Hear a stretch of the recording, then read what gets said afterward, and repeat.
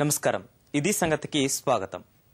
అణు విద్యుత్పై అంతటా అనుమానపు మేఘాలు కమ్ముకుంటున్న వేళ పశ్చిమ దేశాల అజెండాలకు అనుగుణంగానే దేశంలో అణు రియాక్టర్లు ఏర్పాటవుతున్నాయన్న ఆరోపణలు ముసురుకుంటున్న తరుణంలో మరో భారీ అణు విద్యుత్ కేంద్రం ఏర్పాటులో భారత ప్రభుత్వం ముందడుగు వేసింది.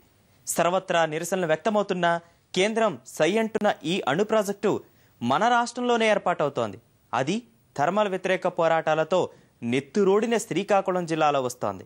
స్థానికుల తీవ్ర వ్యతిరేకత మధ్య శ్రీకాకుళం జిల్లా కొవ్వాడ అణు విద్యుత్ కేంద్రం భూసేకరణకు రాష్ట్ర ప్రభుత్వం జీవో జారీ చేసేసింది.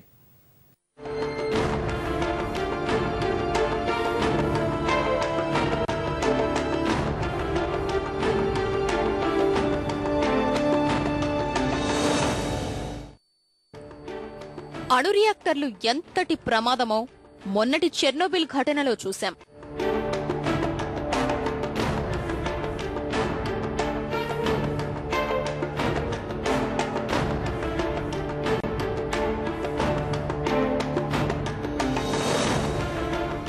ప్రకృతి విపత్తులొస్తే అణు విద్యుత్ కేంద్రాలతో ఎంతటి ప్రమాదమో నిన్నటి ఫుకుషిమా ఘటనలో చూశాం.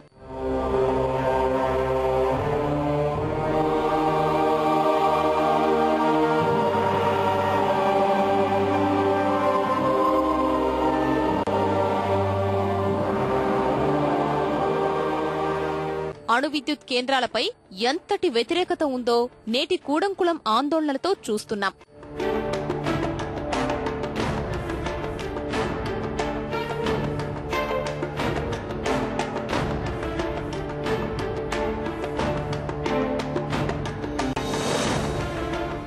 అయినా అణు విద్యుత్ కేంద్రాల ఏర్పాటుపై మన ప్రభుత్వం తీసుకున్న దృఢ వైఖరి ఏమాత్రం మారడం లేదు.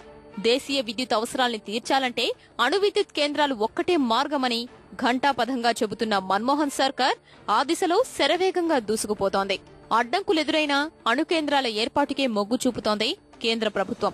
ఆ క్రమంలోనే శ్రీకాకుళం జిల్లా రణస్థలం మండలం కొవ్వాడలో ఏర్పాటు చేయదలిచిన అణు విద్యుత్ కేంద్రానికి భూసేకరణకు కలెక్టర్కు ఆదేశాలిస్తూ రాష్ట్ర ఇంధన శాఖ జీవో నెంబర్ 42 జారీ చేసింది. ఈ నెల 1వ తేదీన జారీ చేసిన జీవోలో రణస్థలం మండలంలోని 5 గ్రామాల పరిధిలో 1916 ఎకరాలు సేకరించేందుకు తగిన చర్యలు తీసుకోవాలంటూ కలెక్టర్ను ఆదేశించింది. దీని ప్రకారం రణస్థలం మండలంలోని రామచంద్రాపురం, గూడెం, కొత్తపాలెం, టెక్కలి, జీరుకొవ్వాడ గ్రామాల్లో 1916 ఎకరాల్ని ప్రాజెక్టు ప్రాంతంగా ప్రకటించనున్నారు.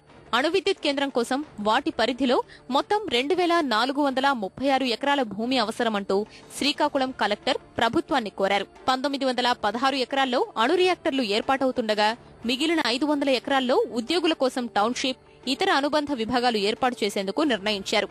ప్రాజెక్టుకు అవసరమైతే మరికొంత స్థలాన్ని సేకరించేందుకు ఈ జీవోలోనే వెసులుబాటు కల్పించారు. మరి కొవ్వాడ మత్స్యలేశంలో ఎంతవరకైనా పోరాడడానికి సిద్ధంగా ఉన్నాం గానీ ఇక్కడ పెడితే మాత్రం ఒప్పుకోమని ముందే తెలియజేశాము. ఒక్క చుట్టే వేసి అని మేము చనిపోతాము. అప్పుడు గవర్నమెంట్ అన్నోడు ఎక్కడ కానీ ఎక్కడికి ఎత్తాడో పవర్ వేసుకోమని సందరం కూడా అతని మీద వెళ్ళి నాకు ఇచ్చేసుకోమని. మరి మమ్మల్ని ఎటు తోలియాలని ఇచ్చేస్తున్నాడు, పేరంపిస్తున్నాడు గవర్నమెంట్. ఇంకా ఆధారం అంతకేటి ఆధారం లేదు. పోనీ భూమి మొక్క చెక్క వేయాలనుకుందాం అమ్ముకుంటాం అంతే. ఎవరి మీద కేవలం ఆవిడ రాకన్నా కొనకాడ బాగానే ఇస్తున్నాడు. మరి అది నమ్ముకొని పోతే మంచి అది కూడా ఈ ఇబ్బంది వచ్చింది. మేము ఏం చేయాలి చెప్పండి. ముఖ్యంగా ఇది భూకంప జోన్లో ఉంది.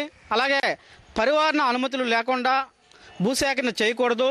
మొత్తం ప్రాజెక్టు స్థలంలో 763 ఎకరాలు పోరంబోకు, 56 ఎకరాలు గ్రామకంఠం, 495 ఎకరాలు అసైన్డ్ భూమి, 604 ఎకరాలు ప్రైవేట్ భూములున్నాయి. 2007లోనే కొవ్వాడలో అణు విద్యుత్ కేంద్రం ఏర్పాటుకు కేంద్రం పరిపాలనాపర అనుమతిచ్చింది. ఆ తర్వాత అణు కేంద్రం ఏర్పాటుపై వ్యతిరేకత వ్యక్తం కావడంతో ప్రాజెక్టులో పురోగతి ఆగిపోయింది. ఇప్పుడు అణు విద్యుత్ కేంద్రాల ఏర్పాటు ప్రక్రియను వేగవంతం చెయ్యాలి అన్న విధానంలో భాగంగా కొవ్వాడ ప్లాంటుకు భూసేకరణ నోటిఫికేషన్ కి అనుమతిస్తూ జీవో జారీ అయింది. అయితే ప్రజా వ్యతిరేకతను పట్టించుకోకుండా ప్లాంటు ఏర్పాటుకు జరుగుతున్న ప్రయత్నాల్ని పర్యావరణవేత్తలు తీవ్రంగా వ్యతిరేకిస్తున్నారు. భూసేకరణ ప్రయత్నాలకు ప్రయత్నించే ముందు ప్రభుత్వం కొన్ని ప్రాథమిక ప్రశ్నలకు సమాధానం చెప్పాలని డిమాండ్ చేస్తున్నారు. అసలు ఏ ప్రాతిపదికపైన కొవ్వాడ స్థలాన్ని అణు ఇంధన శాఖ ఎంపిక చేసింది? ఇదే మొదటి మౌలికమైన ప్రశ్న. భారీ ప్రాజెక్టులను ఏర్పాటు చేయదలిచినప్పుడు 2-3 స్థలాల్ని పరిశీలన జరిపి ఒకదాన్ని ఎంపిక చేయాలి. ఈ ప్రాజెక్టు ఏర్పాటులో ఏమైనా సమస్య తలెత్తితే ప్రత్యామ్నాయ స్థలం కూడా అందుబాటులో ఉండాలి. ఈ ప్రాజెక్టుకు సంబంధించి అలాంటి వివరాలేవీ లేవు. స్థలాన్ని ఏ విధంగా ఎంపిక చేశారన్న విషయాన్ని సమాచార హక్కు చట్టం ప్రకారం అణు ఇంధన శాఖ ప్రజలకు తెలియజేయాలి. కానీ ఎక్కడా ప్రకటించలేదు. పర్యావరణ మంత్రిత్వ శాఖ అనుమతి రాకుండానే భూసేకరణ ప్రయత్నాల్ని చెయ్యడం నైతికంగా సరైన విధానం కాదు. ఇంతవరకు ఈ ప్రాజెక్టుకు సంబంధించిన పర్యావరణ ప్రభావ నివేదికే సిద్ధం కాలేదు. అలాంటప్పుడు భూసేకరణ ఎలా చేస్తారన్న ప్రశ్న తలెత్తుతోంది. ఒకవేళ ఏదైనా కారణంతో కేంద్ర అటవీ పర్యావరణ శాఖ అనుమతి నిరాకరిస్తే భూములు తీసుకున్న ప్రజలకు ఏం సమాధానం చెబుతారు? ఇందులో ఎలాగైనా అనుమతులు సాధిస్తామన్న ధోరణే కనిపిస్తోంది. ప్రభుత్వ భూముల సేకరణపై పార్లమెంటరీ స్థాయి సంఘం సిఫార్సులను పట్టించుకోలేదు. పోరంబోకు భూముల్ని ప్రాజెక్టులకు కేటాయించొద్దన్న సుప్రీంకోర్టు మార్గదర్శకాలకు విఘాతం కలుగుతోంది. కొవ్వాడ కోసం అట్టడుగు వర్గాలకు, పేద ప్రజలకు అసైన్డ్ భూముల్ని కేటాయించారు. ఇప్పుడు ప్రాజెక్టు కోసం వారి వద్ద నుంచి భూములు లాక్కుంటే వారి ప్రయోజనాలను దెబ్బతీసినట్లే అవుతుంది. ఇప్పుడు సేకరించనున్న భూమిలో 604 ఎకరాలు మత్స్యకారుల వద్ద ఉంది. ఈ తంపర భూముల్లో వారు చేపల వేట సాగించుకుంటున్నారు. ఇప్పుడు భూసేకరణ వల్ల వారి జీవనోపాధి దెబ్బతింటుంది. సాక్షాత్తు ప్రధానమంత్రి నేతృత్వం వహిస్తున్న అణు ఇంధన శాఖలో ఈ స్థాయిలో ఉల్లంఘనలు జరుగుతున్నా ప్రాజెక్టు ఏర్పాటు చేసి తీరాలన్న ధోరణిలోనే ప్రభుత్వం ముందుకెళ్తోందంటే ప్రభుత్వ ఉద్దేశం ఏమిటో స్పష్టంగా తెలుస్తోందని పర్యావరణవేత్తలంటున్నారు. పంజాబ్, హర్యానా కేసులో సుప్రీంకోర్టు వారు 28 జనవరి 2011లో వాళ్ళు చాలా క్లియర్గా చెప్పారు, పోరంపోకు భూముల్ని ప్రభుత్వం ఒక సంస్థ చేతిలో పెట్టవద్దు. పోరంపోకు భూములకి పర్యావరణ దృష్ట్యా దానికి చాలా ప్రాముఖ్యత ఉంది, అటువంటివి చేయకూడదు అని చెప్పి ఒక కామన్ ల్యాండ్ మీద ఒక చాలా మంచి జడ్జిమెంట్ ఇచ్చారు. ఇప్పుడు ఈ భూముల్లో మీకు నేను చెప్పినట్టు 754 ఎకరాల పోరంపోకు భూమి, దానికి పర్యావరణ దృష్ట్యా దానికి ప్రాముఖ్యత ఉంది. సో ఆ సుప్రీంకోర్టు డెసిషన్ కూడా దీనికి వ్యతిరేకమైంది. దేశీయ ఇంధన అవసరాల్ని తీర్చడంలో మనం ఇప్పటికీ సాంప్రదాయ ఇంధన వనరులపైనే ఆధారపడుతున్నాం. దేశీయంగా ఉత్పత్తవుతున్న మొత్తం విద్యుత్తులో 2/3వ వంతు బొగ్గు ఆధారిత ప్లాంట్ల ద్వారాను, 1/5వ వంతు జలవనరుల ద్వారాను వస్తోంది. మిగిలిన 5% సాంప్రదాయేతర ఇంధన వనరుల ద్వారా లభ్యమవుతోంది. ప్రస్తుతం దేశీయ తలసరి విద్యుత్ వినియోగం ఏడాదికి 700 కిలోవాట్ అవర్ ఉంటోంది. 2050 నాటికి ఇది 5000 కిలోవాట్ అవర్ అవుతుంది. అందుకు తగ్గట్టుగా విద్యుదుత్పత్తి సామర్థ్యాన్ని పెంపొందించుకోవాలని అణుశక్తి సంఘం చెబుతోంది. ప్రస్తుతం దేశంలో 20 అణు రియాక్టర్ల ద్వారా 4780 మెగావాట్ల అణు విద్యుత్ ఉత్పత్తవుతోంది. కూడంకుళం ప్రాజెక్టు ఉత్పత్తి ప్రారంభించే దశలో ఉండగా మహారాష్ట్రలోని జైతాపూర్లో అణు కేంద్రం నిర్మాణంలో ఉంది. 2030 నాటికి దేశంలో 60,000 మెగావాట్ల అణు విద్యుత్ను ఉత్పత్తి చేయాలన్న లక్ష్యంతో అణు విద్యుత్ శాఖ ఉంది. అందుకే దాని పరిధిలోనే న్యూక్లియర్ పవర్ కార్పొరేషన్ వేగవంతంగా అణు కేంద్రాల నిర్మాణం చేపడుతోంది.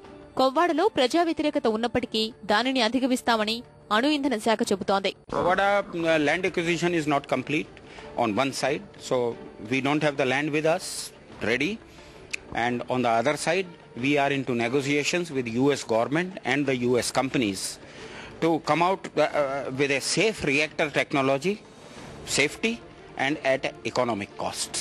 That exercise is on.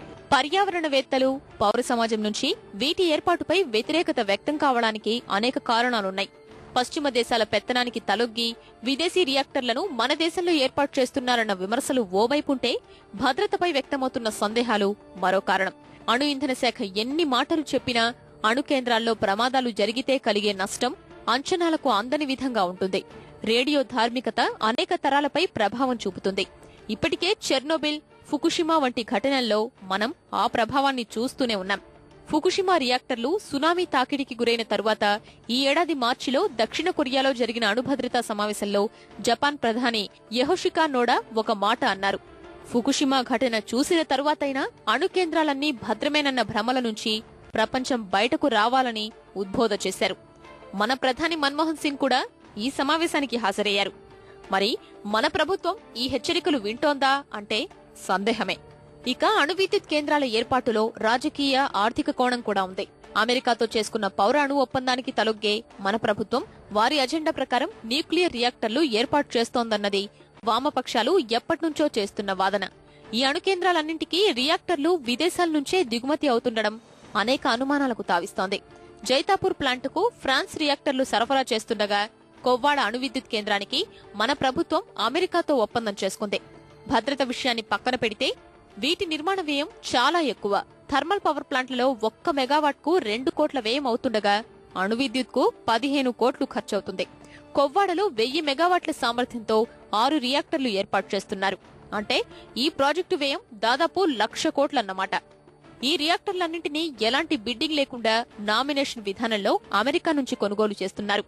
అణు ఇంధన శాఖ లెక్కల ప్రకారమే దేశీయంగా రియాక్టర్ను అభివృద్ధి చేస్తే మెగావాట్కు 7 కోట్లు ఖర్చవుతుంది. అదే దిగుమతి చేసుకుంటే దాదాపు 15 కోట్లవుతుంది.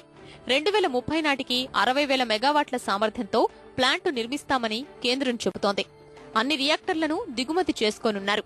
అంటే వీటి కోసం వృధా చేయనున్న ప్రజాధనం 4 లక్షల కోట్లకు పైమాటే.